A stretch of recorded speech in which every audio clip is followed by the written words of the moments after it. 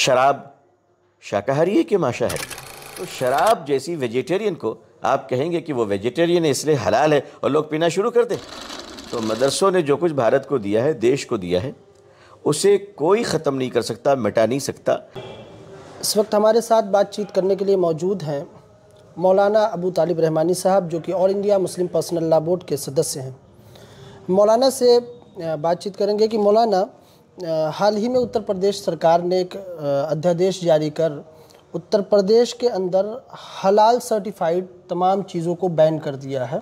इसको आप किस नज़रिए से देखते हैं? बिस्मिल्लाहिर्रहमानिर्रहीम, नहमदुहु व नुसल्ली अला रसूलिहिल करीम। देखिए, हलाल ये मुसलमानों के आस्था का मामला है कि मुसलमान जब भी कुछ खाएगा तो तहकीक कर कर खाएगा कि हलाल है कि नहीं है।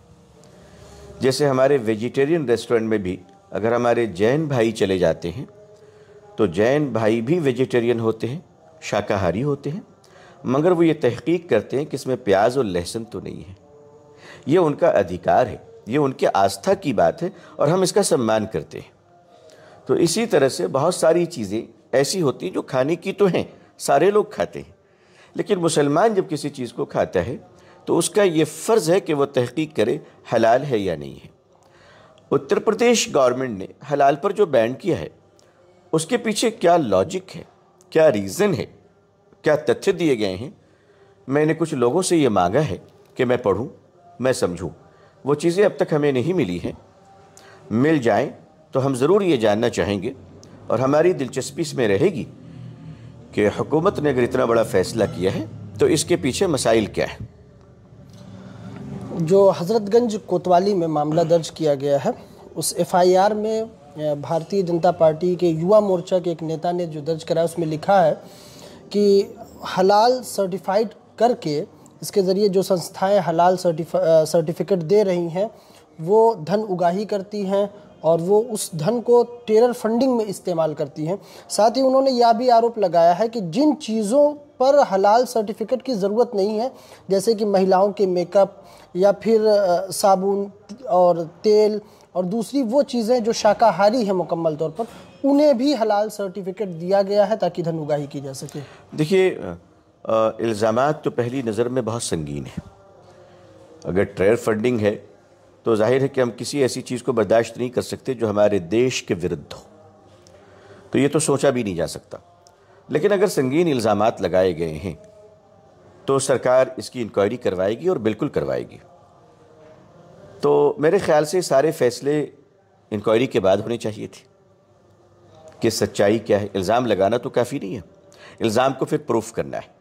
अगर हलाल सर्टिफिकेट के नाम पर किसी किस्म के प्रॉफिटेबल इंडस्ट्री चल रही है तो जाहिर है ये हमारे लिए भी तशवीश की बात है कि पैसे लेकर किसी को हलाल सनद तो नहीं दी जा रही है, क्योंकि हमारे लिए मसला सिर्फ हलाल सर्टिफिकेट का नहीं है बल्कि हलाल खाने का है। बहैसियत मुसलमान हमारा ये ईमान है कि हलाल खाने के बाद ही हमारी नमाज कबूल होती है, हमारी दुआ कबूल होती है। रही बात कि मेकअप पर सर्टिफिकेट हलाल की होना, शाकाहारी वेजिटेरियन पर हलाल की सर्टिफिकेट होना भी ज़रूरी है। हमारे कंप्लेंट करने वाले भाई को शायद इसका अंदाज़ा नहीं है, लेकिन बहरहाल ये बातें जब आगे बढ़ेंगी, लीगल डिस्कशन होगी, तो हमारे लॉ की एक्सपर्टीज़ इसको एक्सप्लेन करेंगे। मैं सिर्फ एक छोटी सी बात पूछना चाहता हूँ, शराब शाकाहारी है कि मांसाहारी है? वेजिटेरियन है या नॉन वेजिटेरियन है? शराब में कोई चर्बी नहीं होती, शराब में कोई चिकन या किसी चीज़ का मांस नहीं होता, शराब में कोई खून नहीं होता। शराब तो अंगूर जैसे फल से निकाला जाता है। फिर शराब हराम है हमारे नज़दीक? तो सिर्फ मां शाकाहारी होना काफ़ी नहीं है। शराब हमारे यहाँ नहीं, बहुत सारे धर्मों में शराब की ममानियत है। खुद हमारे हिंदू भाइयों में बहुत सारे लोग हैं, करोड़ों, जो शराब को छूते भी नहीं है, मदपान नहीं करते। हमारे बहुत सारे नेता हैं जो शराब की गिलास कभी नहीं पकड़े, और अगर पकड़ भी लिया तो उसमें पानी ही होगा, मेरा ख्याल है, शराब नहीं रही होगी। तो शराब जैसी वेजिटेरियन को आप कहेंगे कि वो वेजिटेरियन है इसलिए हलाल है और लोग पीना शुरू कर दें, ऐसा नहीं होता है। ये धर्म का विषय है, आस्था का विषय है, इसको पॉलिटिकल इशू नहीं बनानी चाहिए। अलबत्ता जो इल्ज़ामात हैं उससे बहरहाल उसकी इंक्वायरी हो और वो कोर्ट में आएंगे तो सारी चीज़ें साफ़ हो जाएंगी। आज़ादी के बाद से कई ऐसी कमेटियां बनी जिन्होंने बताया कि मुसलमान तालीमी तौर पर बहुत पिछड़ा हुआ है। मुसलमानों की एक बड़ी तादाद है जो मदरसों में तालीम के लिए जाती है। इसी साल के शुरू में उत्तर प्रदेश के वज़ीर आला योगी आदित्यनाथ के हुक्म पर सूबे भर के जो तमाम मदारिस इस्लामिया हैं उनका सर्वे किया गया था। जब सर्वे की खबर आई थी तो मदारिस के जो अरबाब मदारिस थे उन्होंने तशवीश का इजहार किया। हालांकि बाद में मिली कायदीन ने उनको भरोसा दिलाया और सरकार के इस फैसले का स्वागत किया। लेकिन अब ये खबर आ रही है कि मुख्यमंत्री योगी आदित्यनाथ ने उत्तर प्रदेश के तकरीबन 4000 मदरसों को की जो फंडिंग है उसकी जांच ATS जैसी संस्था जो कि टेररिस्ट एक्टिविटीज़ की जांच करती है उससे करवाने जा रही है। इसको आप किस नज़रिए से देखेंगे? हमारे जिन कायदीन ने, जिन इदारों के मुअज़्ज़ज़ ज़िम्मेदारान ने मदरसों की जांच का और मदरसों की तफ्तीश के फ़ैसले का इस्तक़बाल किया है, इसका जवाब मौजूदा वक्त में उन्हीं बुज़ुर्गों को देना है कि अब आपकी राय क्या है, अब आपकी मैकेनिज़्म क्या है, अब आपका स्टैंड क्या है। देखा जाता है कि मदारिस इस्लामिया का रोल आज़ादी में, जंग आज़ादी में बहुत बड़ा रोल रहा है और उनकी कुर्बानियाँ ऐसी हैं कि अगर उनकी कुर्बानियों को निकाल दिया जाए तो हिंदुस्तान की आज़ादी का इतिहास बिल्कुल ख़त्म हो जाता है। ऐसे में मौजूदा हुकूमत की तरफ से मदारिस को इस तरह की शक की निगाह से देखना आपको कैसा लगता है?